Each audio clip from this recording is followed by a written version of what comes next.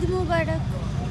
আসসালামু আলাইকুম ইউটিউব বাসিন্দারা, সবাইকে জানাই পবিত্র ঈদ উল ফিতরের অনেক অনেক শুভেচ্ছা। ঈদ মুবারক। এবারের ঈদ কাটাচ্ছি ইতালির রিভিয়েরার অন্যতম সুন্দর শহর আরেনসানোতে। একদিকে নীল সমুদ্রের গর্জন আর অন্যদিকে পাহাড়ের কোল ঘেঁষে গড়ে ওঠা এই ঐতিহাসিক শহর, সব মিলিয়ে এখানকার ঈদের সকাল থেকে সন্ধ্যা কিন্তু এক কথায় অপূর্ব। আজকের পুরো ব্লগে থাকছে আমি আপনাদের সাথে শেয়ার করব এই ছোট্ট শহরে আমরা কি দেখলাম সেই অভিজ্ঞতা। চলুন তাহলে দেরি না করে শুরু করা যাক।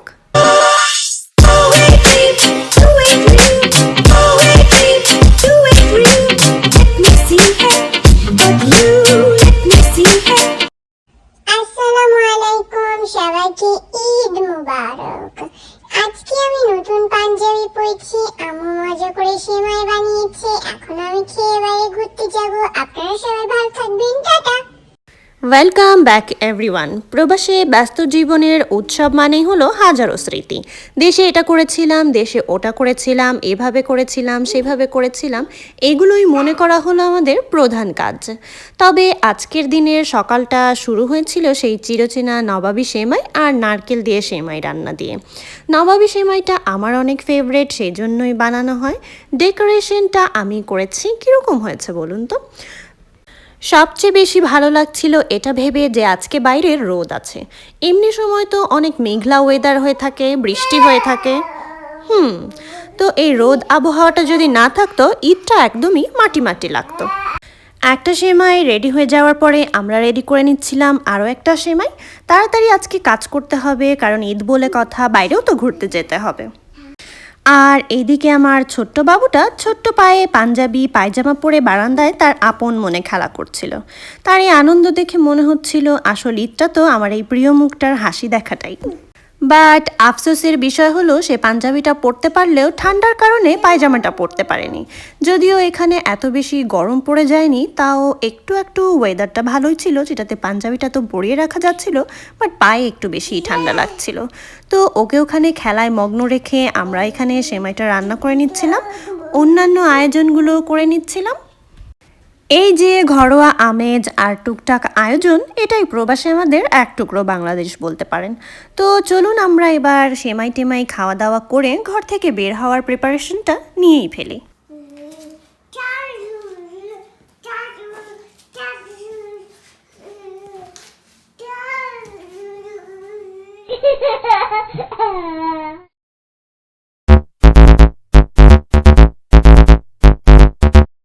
বাসার ঈদ আমেজ শেষ করে এবার বেরিয়ে পড়ার পালা। আরেনসানোর আসল সৌন্দর্য দেখতে হলে আপনাকে কিন্তু ট্রেনেই আসতে হবে। আমরা জেনোভার ব্রিনোলে থেকে ট্রেন ধরেছি। ট্রেন যখন ভোলত্রি স্টেশন পার হয়ে সমুদ্রের কোল ঘেঁষে শুরু করবে যাওয়া, তখন আপনার ভিউটা দেখতে খুবই ভালো লাগবে। তো আমরা কথা বলতে বলতে একটা ফেরমাতা মানে একটা স্টেশন পার হয়ে গেলাম ভিয়া দি ফ্রাঞ্চা। মাঝখানে জেনোভা, ভোলত্রি আর ভেজিমা স্টেশন পার হয়েই চলে আসবে আমাদের গন্তব্য আরেনসানো। স্টেশনে নেমে সমুদ্রের নোনা বাতাসের ঘ্রাণ পেতেই ঈদের আনন্দটা কিন্তু দ্বিগুণ হয়ে গিয়েছিল। কিন্তু সেই নোনা বাতাসের জন্য আমাদের একটু বেশি অপেক্ষা করতে হয়েছিল। আমাদের একটা ট্রেন থেকে অন্য একটা ট্রেনেও ধরতে হয়েছিল। তো এই তো পৌঁছে গেলাম আমরা আরেনসানো।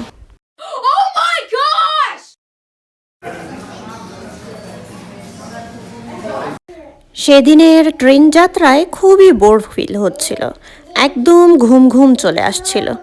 আর একটু যদি বসে থাকতাম তাহলে হয়তো ঘুমিয়েই যেতাম। আর বেরিয়েই সেই ঘুম তাড়ানোর জন্য আমরা চলে গেলাম কফি শপে। কফি তো মাস্ট নিডেড,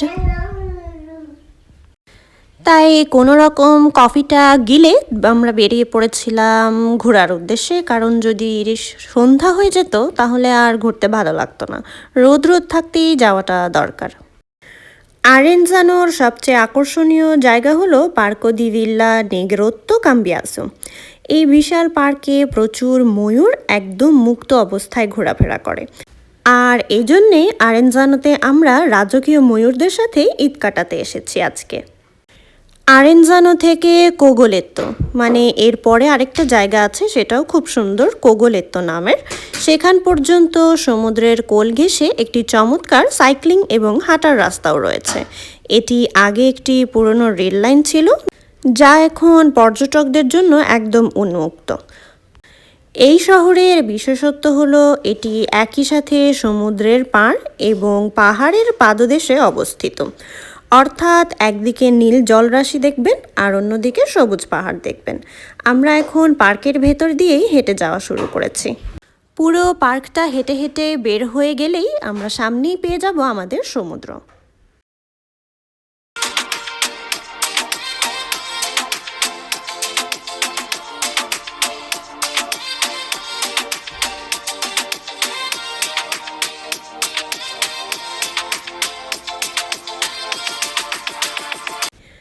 আরেনজানোর এই পার্কটিতে শুধু ময়ূরের জন্যই নয়, বরং এখানকার প্রাচীন লেবাননের সিডার এবং বিরল প্রজাতির গাছগুলোর জন্য বিখ্যাত।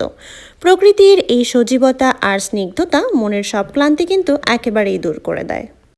এখানে অনেক টাইপের গাছ রয়েছে। পাহাড়ে আর ট্রেনের রাস্তার ধারে প্রচুর পাইন গাছ দেখা যায়। এরপরে প্রচুর জলপাই বাগান রয়েছে। তারপর সমুদ্রের সৈকতের ধারে বড় বড় পাম গাছ রয়েছে, যেটা আরেনজানোকে একটা ট্রপিক্যাল লুক দেয়। এরপরে রয়েছে লেবু ও কমলা গাছ। এখানকার বাড়ির বাগানগুলোতে প্রচুর লেবু ও কমলা গাছ দেখা যায়। আর বাগান বিলাস তো রয়েছেই। বাগান বিলাসগুলো বেগুনি বা লাল রঙের বাগান বিলাস হয়ে থাকে। আর কিছু কিছু জায়গায় পুরনো আমলের গোলাপের ঝোপও দেখতে পাওয়া যায়, যেটাকে বলা হয় ওল্ড ব্লাশ রোজ।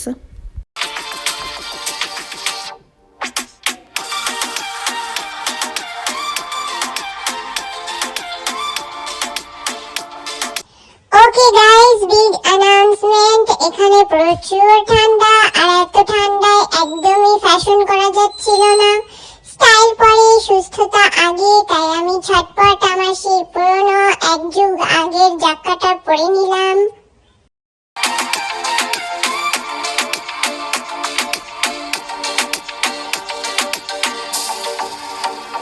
আমি পাথরে ফুল ফোটাবো।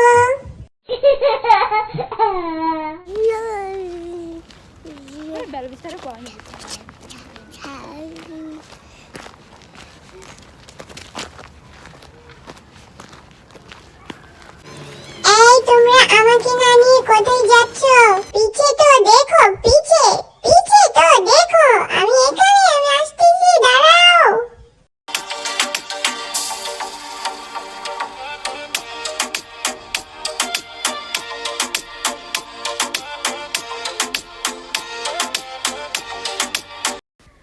তো হাঁটতে হাঁটতে ফাইনালি আমাদের পার্কের ভেতর থেকে বের হওয়া হয়েই গেল। পার্কটা বেশ বড় না হলেও একটু তো সময় লেগেই যায় আসতে আসতে। আর আস্তে আস্তেই হাঁটছিলাম, যেহেতু কোনো তাড়া ছিল না। তো এই তো আমরা চলে আসলাম আমাদের সমুদ্রের পাড়ে। আর এখানে আমাদের সাথে আরও অনেক বাঙালি ছিল। কয়েকটা ফ্যামিলি দেখলাম, তারাও ঘুরতে এসেছিল ঈদ উপলক্ষেই। আর এছাড়াও সম্ভবত অন্য দেশীয় কাউকে দেখেছি, তারা হয়তো পাকিস্তানি হবে বা ইন্ডিয়ান। ওরা ঠিক বাঙালি মনে হচ্ছিল না, বাট খুবই গর্জিয়াস ড্রেস পরেছিল, গ্লাস ওয়ার্ক করা, একদম শাইন করছিল। পার্কের ভেতরেও যতটা ঠান্ডা ছিল এখানেও ঠিক ততটাই ঠান্ডা। একে তো সমুদ্র, আর সমুদ্রের বাতাসটা খুবই লাগছিল গায়ে। তো ইজু আর ফ্যাশন করতে পারেনি, ওর ফ্যাশনে পুরো মাটি পড়ে যায়। আর ওকে সেই বিখ্যাত কুখ্যাত জাক্কাটা, ওর জ্যাকেটটা পরেই নিতে হয়। অন্য শহরে সমুদ্রের নীল জলরাশি আর পাহাড়ের মাঝে আমাদের ঈদটা তো ভালোই কাটলো। কিন্তু সত্যি বলতে কি, বিদেশের মাটিতে যতই আয়োজন থাকুক না কেন, দেশের সেই মাটির টান আর প্রিয়জনদের সাথে কাটানো ঈদের আমেজটা কিন্তু সবসময় মিস করা হয়। আমরা হয়তো এখানে আমি আমার ছেলের সাথে পাঞ্জাবি পরে সিমাই খেয়েছি, কিন্তু মনের এক কোণে সারাক্ষণ কিন্তু সেই দেশীয় ভাইবটা আমি মিস করেছি।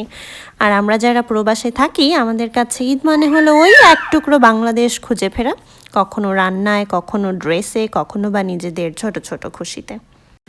আপনারা যারা দেশ থেকে আমার এই ভিডিওটি দেখছেন, আপনাদের সবার ঈদ কেমন কাটলো? পরিবারের সাথে কাটিয়েছেন নাকি একা একাই? আপনাদের পরিবারের সাথে কাটানো সেই সুন্দর মুহূর্তগুলো কিন্তু কমেন্টে অবশ্যই আমাকে জানাবেন। সবার দোয়া আর ভালোবাসা নিয়ে এভাবেই কিন্তু প্রবাসের দিনগুলো কেটে যাচ্ছে আমাদের। যারা একা একা ঈদ করেছেন তারা নিশ্চয়ই আপনাদের প্রিয়জনদেরকে খুবই মিস করেছেন। আমি তো আমার কাজিনদেরকে অনেক মিস করেছি। ওরা একসাথে হলেও আমি ওখানে ছিলাম না, এটাতে আমি খুবই জেলাস ছিলাম। আর আমার ইজু তো ওর দাদু বাড়ির সবাইকে অবশ্যই অনেক মিস করেছে। ওর দাদু বাড়ির সাথে ওর একটা ঈদও এখনও পালন করা হয়নি, যদিও এতটুকু বয়সে তিনটা ঈদ দেখে ফেলেছে।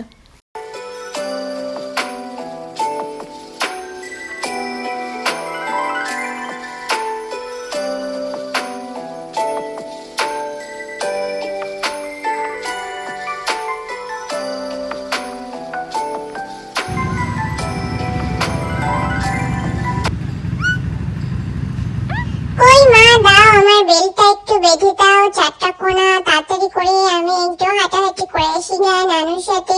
তোমরা বুড়া হয়ে গেছো, এখানে বসে থাকো, একটু হাঁটতে পারো না? একটু হাঁটতে গেলেই শুধু বসে থাকতে হয় তোমাদের। ধুর।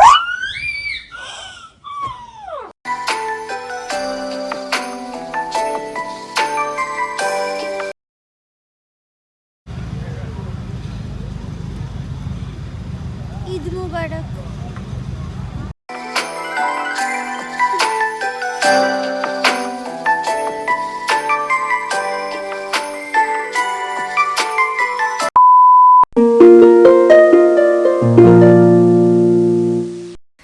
আচ্ছা, আমার আরেঞ্জানো ঘোরাঘুরি তো দেখলেন, এবার একটু আপনাদের খবর শুনি।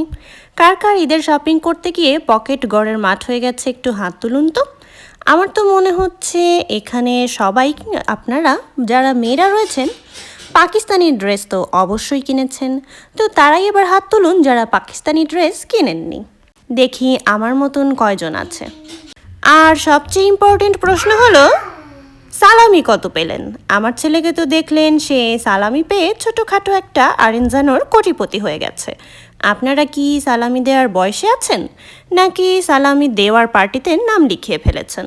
কমেন্ট করতে ভুলবেন না একদমই।